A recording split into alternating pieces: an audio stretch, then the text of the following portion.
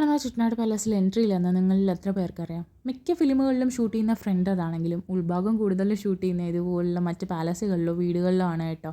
അപ്പോൾ ഇത് ആത്തൻകുടി പാലസ്. ഇതിൻ്റെ സീലിംഗ് നോക്കിയേ, എന്താ ഭംഗിയല്ലേ. ഇതേപോലെ ഇതിൻ്റെ തൂണുകളായാലും ടൈൽ വർക്കായാലും എല്ലാം ഒന്നിനൊന്ന് മികച്ചതും ഭംഗിയുള്ളതുമാണ് കേട്ടോ. അപ്പോൾ ഇതേപോലുള്ള പാലസുകളുടെയും വീടുകളുടെയൊക്കെ പ്രധാന സവിശേഷത അതിൻ്റെ നടുമുറ്റങ്ങളാണ്. ചില വീടുകൾ നോക്കിക്കഴിഞ്ഞാൽ ഒന്നിലധികം നടുമുറ്റങ്ങൾ വരെ നമുക്ക് കാണാവേ. അപ്പോൾ ഈ കാഴ്ചകളെല്ലാം വളരെ നിസ്സാര ചിലവിൽ നമുക്ക് എല്ലാവർക്കും കയറി കാണാൻ പറ്റുന്നേ ഉള്ളൂ കേട്ടോ. ചെട്ടിനാട് ആർക്കിടെക്ചറിൻ്റെ ഒരു മെയിൻ അട്രാക്ഷനാണ് ഈ നടുമുറ്റങ്ങളെന്ന് പറയുന്നത്. അതേപോലെ ഈ വീഡിയോ നോക്കിയാൽ നിങ്ങൾ നെറ്റ്ഫ്ലിക്സിലെ മീനാക്ഷി സുന്ദരേശ്വർ എന്ന് പറയുന്ന ഫിലിം ഷൂട്ട് ചെയ്ത ഇൻറ്റീരിയേഴ്സ് ഈ വീടിനകത്താണ് ഉള്ളത് കേട്ടോ.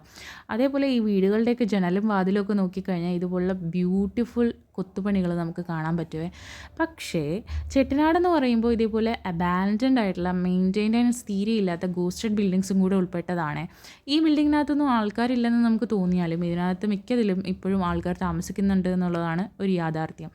ചെട്ടിനാട് പോകുമ്പോഴുള്ള കാഴ്ചകളിൽ ഉൾപ്പെടുത്തേണ്ട ഒന്നാണ് ഈ സ്മോൾ സ്കെയിൽ ഇൻഡസ്ട്രീസ് എന്ന് പറയുന്നത്. ഇവിടെ തന്നെ താമസിക്കുന്ന ഈ ആൾക്കാർ നെയ്യുന്ന ഈ തുണികളായാലും അതേപോലെ അവരുണ്ടാക്കുന്ന ബാഗുകളായാലും എല്ലാം കാണാൻ നല്ല ഭംഗിയാണ് കേട്ടോ.